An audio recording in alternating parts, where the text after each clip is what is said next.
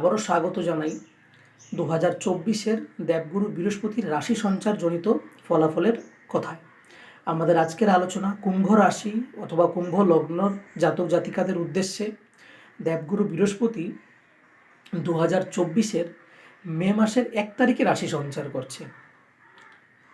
2024-এর মে মাসের 1 তারিখে রাশি সঞ্চার করছে এবং এই জায়গাতে তার অবস্থান প্রায় 1 বছর। বৃহস্পতি গ্রহ প্রতি বছরই একটি করে রাশি সঞ্চার করেন এবং ওই রাশিতে দীর্ঘ 1 বছর অবস্থান করেন এবং এই জায়গাতে ওই নির্দিষ্ট একটি জায়গার মধ্যে দেবগুরু বৃহস্পতি অবস্থানজনিত কারণে নতুন কিছু ফলের সূচনা করে।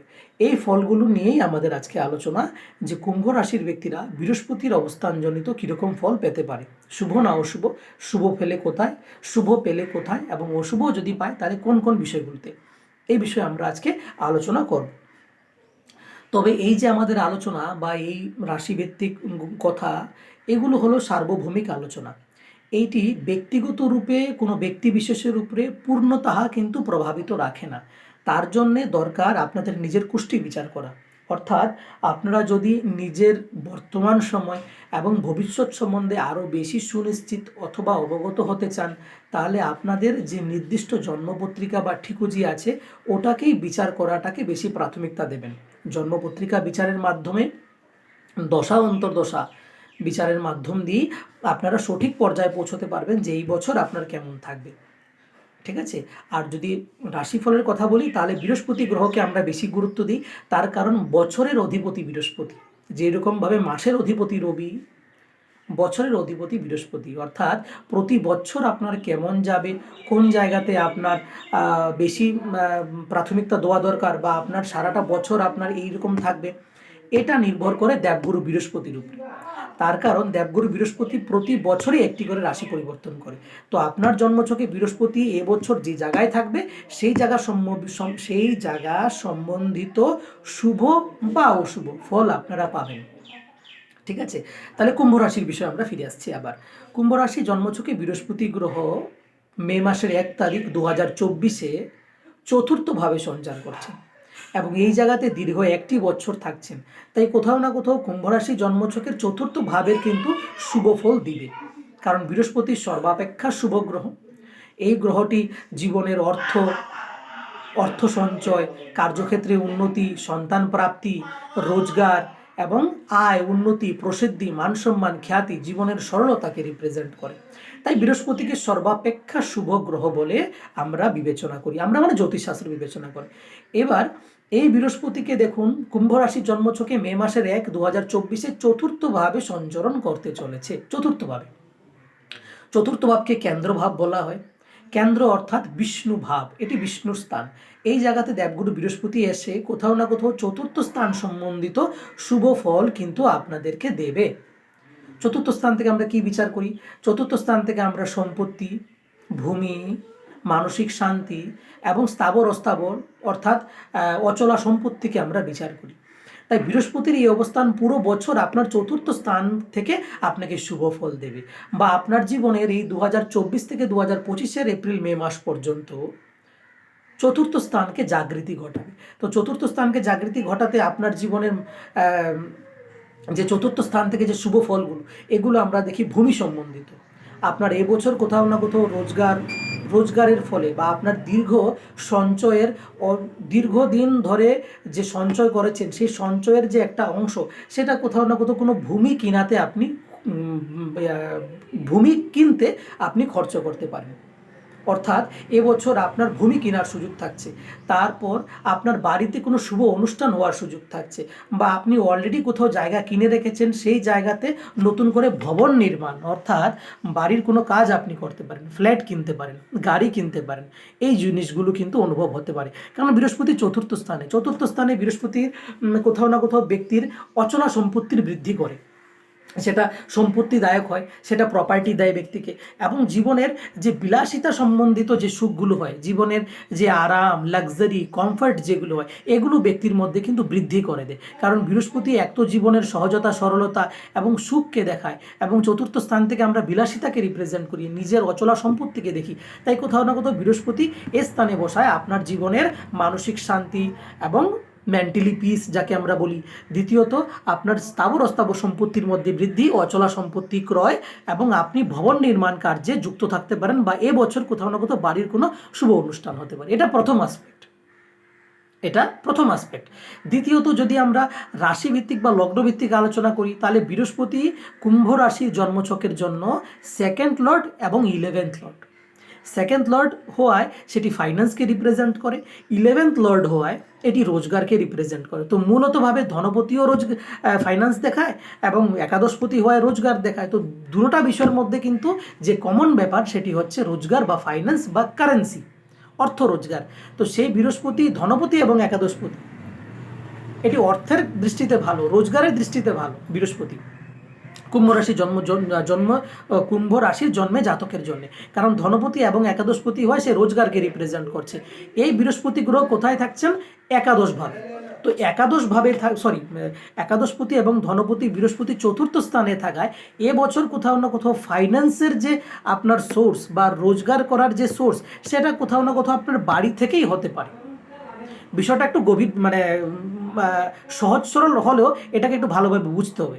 কারণ বৃহস্পতি আপনাদের জন্মছকের, আমি তো প্রথমে বললামই যে শুভাশুভগুলো, যে অচলা সম্পত্তির বৃদ্ধি, প্রপার্টিতে বৃদ্ধি, এত বললামই, কিন্তু তার সাথে সাথে কুম্ভ রাশি অথবা কুম্ভ লগ্নের জাতক জাতিকাদের জন্য বৃহস্পতি গ্রহ যেহেতু ধনপতি ফাইন্যান্স এবং যেহেতু একাদশপতি রোজগারকে রিপ্রেজেন্ট করছে, এই বৃহস্পতি গ্রহ চতুর্থ স্থানে বসে আছেন। তার মানে আপনার এবছর রোজগারের চাবিকাঠি, আপনার এবছর ফাইন্যান্সকে বাড়ানোর যে চাবিকাঠি, সেটা কোথাও না কোথাও আপনার চতুর্থ স্থান হয়ে গেল।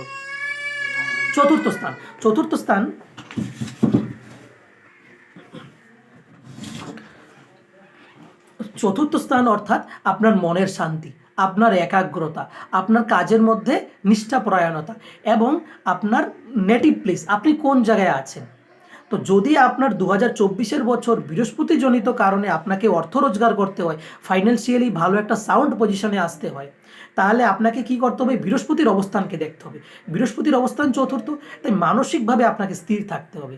সমাজে যা হচ্ছে, পরিবারে যা হচ্ছে, আপনার শরীরের অবস্থা যাই চলুক না কেন, একটা মানসিকভাবে একটা মেন্টাল যে একটা পিস, সেটাকে অ্যাচিভ করতে হবে। বা এমন কোনো কাজ করলে চলবে না যে নিজের মধ্যে উতলা যেন হয়ে ওঠেন, এমন কোনো অ্যাক্টিভিটিস করলে চলবে না যার মাধ্যম দিয়ে আপনার মধ্যে অস্থিরতা উৎপন্ন হয়। কারণ বৃহস্পতি চতুর্থে বসা, তো বৃহস্পতিকে দাম দিতে হবে না এই জায়গাতে। তো কোথাও না কোথাও আপনার মানসিক শান্তি, কাজের মধ্যে স্থিরতা এবং একটি বিষয়কে নিয়ে দীর্ঘ অনুশাসনরূপী বা দীর্ঘ স্থিররূপী মনকে এক জায়গাতে বসিয়ে রাখা। কারণ চতুর্থ স্থানের মেইন অ্যাট্রিবিউট হচ্ছে মানসিকতা, মনের শান্তি এবং একাগ্রতা, চিত্ত, যাকে আমরা বলি সাধনা। তো কোথাও না কোথাও মানসিক শান্তি, মনের একাগ্রতা, এগুলো দরকার হবে ফাইন্যান্সিয়ালি নিজেকে সাউন্ড করার জন্য। দ্বিতীয়ত চতুর্থ স্থান থেকে কি বলা হয়? Native place. আপনি যে জায়গাতে বসে আছেন সেই জায়গাতেই বসে থাকুন, আপনি সেই জায়গাতেই রোজগার পাবেন। কি বললাম? আপনি যে জায়গাতে বসে আছেন সেই জায়গাতেই মন দিয়ে বসে থাকুন, সেই জায়গাতেই রোজগার পাবেন। আমাদের অনেক সময় মনে হয় আমি যে জায়গাতে আছি এই জায়গাতে বুঝি রোজগার নেই, আমি যে জায়গাতে আছি সেই জায়গায় বুঝি ভালো কোনো কাজ নেই, ঠিক আছে? অথচ বাইরের লোক আপনি যে জায়গাতে আছেন এই জায়গাতে বসে এই জায়গাতে থেকে সে রোজগার করে তার নেটিভ প্লেসে অর্থ পাঠাচ্ছে। তাহলে এই জায়গাতে কাজ নেই কি করে বললেন আপনি? এই যে কথাটি বললাম, এই কথাটি এইবারে অ্যাপ্লিকেবল হবে আপনার ক্ষেত্রে। কেন? কারণ কুম্ভ রাশির জন্মছকে বৃহস্পতি গ্রহ চতুর্থ স্থানে থাকায় আপনি আপনার মানসিক শান্তির সাথে সাথে মনের স্টেবিলিটির সাথে সাথে নেটিভ প্লেসকে দাম দিতে হবে।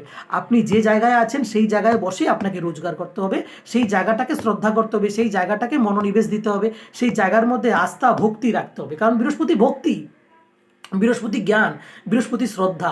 তো আপনার চতুর্থ স্থান মানে আপনার নেটিভ প্লেস, আপনি যে জায়গায় আছেন, আপনি যে জায়গাতে জন্মগ্রহণ করেছেন সেই জায়গাটাকে শ্রদ্ধা, সেই জায়গাটাকে সম্মান দেয়া এবং সেই জায়গাটা থেকে যে আপনি রোজগার করতে পারবেন তার জন্য একটা বিশ্বাস রাখা মনে।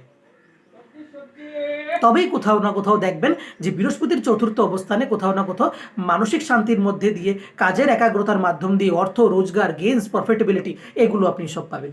দ্বিতীয়ত চতুর্থ স্থান থেকে আমরা মাকে বিচার করি, মাদারকে রিপ্রেজেন্ট করে চতুর্থ স্থান। তো মাকে সম্মান করা, মায়ের সাথে ভালো সম্পর্ক রাখা এবং কোথাও না কোথাও একটা মেন্টালি ভালো কানেকশন রাখা, তবেই গিয়ে আপনার অর্থ রোজগারের মধ্যে একটা ভালো বৃদ্ধি হবে।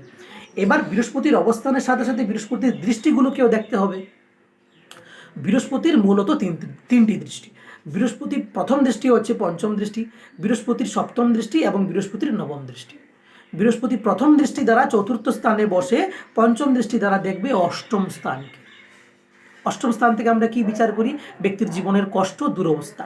এবং বৃহস্পতি চতুর্থ স্থানে বসে অষ্টম স্থানকে দেখাতে আপনাকে মনে হতে পারে যে আপনাকে ঘরে থাকার জন্য আপনাকে কষ্ট করতে হচ্ছে, আপনাকে নিজের বাড়ি নিয়ে, ঘর নিয়ে, ডোমেস্টিক এনভায়রনমেন্ট নিয়ে আপনাকে কষ্ট করতে হচ্ছে। কিন্তু এই মনে করাটা সত্যি না। আপনি যে জায়গাতে আছেন এই জায়গাতেই বসে সবার প্রতি কর্তব্য, দায়িত্ব, রেসপন্সিবিলিটি নির্বাহ করে আপনি কাজ করে যান, দেখবেন কোথাও না কোথাও অর্থ লাভের মধ্যে দিয়ে আপনাকে সহযোগিতা করবেই। দ্বিতীয়ত, বৃহস্পতি পঞ্চম দৃষ্টি দ্বারা অষ্টম স্থানকে দেখাতে এটা সাধনার জন্য ভালো সময়, গবেষণার জন্য ভালো সময়। আপনি যে কাজ করছেন, যে পড়াশোনা বা যে বিদ্যা আপনার মধ্যে আছে, সেই বিদ্যার মধ্যে, সেই কাজের মধ্যে আরও গভীরে গিয়ে আপনি অনুশীলন করুন, আরও গভীরে গিয়ে আপনি কাজকে বোঝার চেষ্টা করুন। যে কাজ 10 জনে করছে একই কাজ, সে আপনার কাজের মধ্যে তফাৎ থাকা প্রয়োজন। যে কাজটি আপনারা 10 জন ব্যক্তি মিলে করছেন, সেই 10 জনের থেকে আপনাকে একটি আলাদা পরিচয় গড়ে তুলতে হবে, নিজের সাধনার মাধ্যম দিয়ে, নিজের অনুশীলনের মাধ্যম দিয়ে। তবেই বৃহস্পতির পঞ্চম দৃষ্টি অষ্টম স্থানে পড়ায় সাধনায় সিদ্ধি লাভ। দ্বিতীয়ত, বৃহস্পতির সপ্তম দৃষ্টি পড়বে কর্মক্ষেত্রে, দশম স্থানে। তো দশম স্থানে বৃহস্পতির সপ্তম দৃষ্টি পড়ায় কর্মক্ষেত্রে উন্নতি, কার্যসিদ্ধি লাভ, কাজের মধ্যে একাগ্রতা, একনিষ্ঠতায় প্রচুর পরিমাণে অর্থ লাভ এবং একটা কাজের জায়গার মধ্যে স্টেবিলিটি আপনি অর্জন করতে পারবেন। তৃতীয়ত, বৃহস্পতির 7, 8, 9 নবম দৃষ্টি পড়বে দ্বাদশ ভাবে। দ্বাদশ ভাব থেকে আমরা কি বিচার করি? শারীরিক দুর্বলতা, লস, ক্ষয়ক্ষতি, লুটকান। বৃহস্পতি চতুর্থ স্থানে বসে নবম দৃষ্টি দ্বারা দ্বাদশ ঘরকে দেখাতে যদিও বা খরচের সংখ্যা একটু বাড়ে, যদিও বা মনে অল্প ভয়, আতঙ্ক থাকে, বা আপনি যে কাজ করছেন, আপনি যে সম্পর্কে আছেন সেটাকে নিয়ে যদিও মনে কোনো শঙ্কা, আশঙ্কা, দুর্বলতা থাকে, এগুলোকে কাটিয়ে ফেলেন এবং বৃহস্পতির নবম দৃষ্টি দ্বাদশভাবে পড়াতে জীবনে যা কিছু অর্থ রোজগার করেন, অর্থাৎ এই বছরে যাই কিছু অর্থ রোজগার করেন, তার কিছুটা অংশ আপনি সেভিংস করুন অ্যাজ এন ফিক্সড ডিপোজিট। যদি আপনি ফিক্সড ডিপোজিট করেন তবে বহুত ক্ষেত্রে আপনার জন্য এটা শুভ ফল পাওয়া যেতে পারে। কারণ বৃহস্পতি চতুর্থে বসে প্রপার্টিকে রিপ্রেজেন্ট করছে এবং নবম দৃষ্টি দ্বারা দ্বাদশ ঘরকে দেখাচ্ছে। তো কোথাও না কোথাও জীবনে এই বছর তো খরচ আপনার হবেই। তো খরচ যেহেতু হয়, তো এমন কোথাও খরচ করুন যে খরচে আপনার ইন ফিউচার দীর্ঘমেয়াদীর জন্য আপনাকে সুফল দিতে পারে। তার জন্য কোথাও না কোথাও ইনভেস্টমেন্ট আপনার জন্য ভালো। সেটা মিউচুয়াল ফান্ড ইনভেস্ট হতে পারে, সেটা পলিসিতে ইনভেস্ট হতে পারে, সেটা হেলথ ইন্স্যুরেন্সে হতে পারে, অন্য কোনো ইন্স্যুরেন্সে হতে পারে, পাশাপাশি কোনো প্রপার্টি পারচেসে হতে পারে এবং ফিক্সড ডিপোজিটের মাধ্যম দিয়েও হতে পারে। তো যদি আপনি এগুলো করেন তাহলে কোথাও না কোথাও আপনার খরচের পরিমাণটা তো ঠিক জায়গায় থাকবে, কিন্তু খরচটা জন্যে আপনার ইন ফিউচার অদূর ভবিষ্যতে আপনাকে একটা ভালো রিটার্ন আপনি পেতে পারেন এই বিষয়ে। তো এই হলো বৃহস্পতির অবস্থানজনিত ফলাফল আমাদের। কুম্ভ রাশি জন্মছকে বৃহস্পতি চতুর্থ থাকায় আমি প্রথমে বললাম এটা প্রপার্টি দিবার সময় এবং মানসিক শান্তি, মনের যে শান্তি, একাগ্রতা, একনিষ্ঠতা, কাজের প্রতি ভক্তি, এগুলার সময়। এবং নিজের নেটিভ প্লেসকে যথেষ্ট পরিমাণে শ্রদ্ধা এবং ভক্তি সহকারে নিজের জায়গাটাকে গ্রহণ করুন। দেখবেন নিজের জায়গার প্রতি শ্রদ্ধাশীলতায়, নিজের মাতৃভূমির প্রতি যে আপনার আস্থা, ভক্তি, ভালোবাসার জনিত কারণে কোথাও না কোথাও প্রপার্টি পেতে পারেন, কাজের জায়গার মধ্যে সুনিশ্চিত হতে পারে, অর্থ রোজগার, প্রতিপত্তি রোজগার করতে আপনাকে সহযোগিতা করবে। বৃহস্পতির পঞ্চম দৃষ্টি অষ্টম স্থানে পড়ায় আমি বললাম সাধনার জন্য সময় এটা ভালো। আপনি যে কাজ করছেন সেই কাজটাকে সাধনা রূপে ধরুন। আপনি যে পড়াশোনা করছেন সেই পড়াশোনা, সেই বিদ্যাটাকে আপনি সাধনা রূপে ধরুন। মন, ক্রম, বচন দ্বারা সাধনাকে সিদ্ধি করার চেষ্টা করুন। তবেই কোথাও না কোথাও দেখবেন এই অষ্টমী দৃষ্টিতে আপনার জীবনের সিদ্ধি লাভ করাবে। বৃহস্পতির সপ্তম দৃষ্টি দশম স্থানে পড়ায় আমি বললাম কর্মক্ষেত্রে উন্নতি, কার্যে উন্নতি। যে কাজ করছেন সেই কাজের মধ্যে লেগে থাকুন, আপনার এই কাজের মাধ্যম দিয়ে আপনার পরিচিতি, নাম ডাক, খ্যাতি হবে। এবং বৃহস্পতির নবম দৃষ্টি দ্বাদশভাবে পড়ায় আমি বললাম খরচ যদি করতেই হয় এমন কোথাও খরচ করুন যে খরচটা খরচ না, ইনভেস্টমেন্ট হয়, যে খরচটা শুধু খরচ না, এটা দীর্ঘমেয়াদী কোনো পুঁজি বিনিয়োগ হয়, এমনটা করুন। তবে গিয়ে কোথাও না কোথাও বৃহস্পতির এই অবস্থানে মান সম্মান, খ্যাতি, অর্থ রোজগার এবং সমাজে নামডাক পেতে আপনাকে সহযোগিতা করবে। এবং মূলত কুষ্টি বিচার, কারণ এই যে কথাগুলো বললাম এটা একটা অ্যাসপেক্ট, শুধু এটা একটা অ্যাসপেক্ট। এই অ্যাসপেক্টটা দিয়ে আমরা সকল কুম্ভ রাশি, সকল কুম্ভ লগ্নের ব্যক্তির জাতক জাতিকাদের উদ্দেশ্যে বললাম, কিন্তু আসল ব্যাপারটা হবে আপনি কবে জন্মগ্রহণ করেছেন, আপনার কুষ্টিতে বৃহস্পতির অবস্থান কোথায়, আপনার বর্তমানে কি দশা চলছে, সেই দশা কি বৃহস্পতির সঙ্গে কোনো লিঙ্ক করছে, সেই দশা কি আপনার জন্য কোনো ভালো সুফল দিচ্ছে, এটাকে বিবেচনা করাটা দরকার হবে কুষ্টি বিচারের মাধ্যম দিয়ে। তবেই গিয়ে সঠিক সিদ্ধান্তে পৌঁছতে পারবেন। আশা করছি আমার আজকের এই আলোচনা কুম্ভ রাশির জাতক জাতিকাদের উদ্দেশ্যে করা আপনাদের ভালো লেগেছে এবং কিছুটা হলেও আমি আপনাদের পাশে থাকতে পেরেছি এই জ্যোতিষী আলোচনার মাধ্যম দিয়ে। আমাকে এনকারেজ করুন এবং এইভাবেই জ্যোতিষ সম্বন্ধিত আলোচনা যে ভিডিওগুলো আমি পোস্ট করছি নিয়মিত দেখুন এবং পাশে থাকার জন্য অনেক অনেক ধন্যবাদ এবং নতুন বছরের অনেক অনেক শুভকামনা, অভিনন্দন।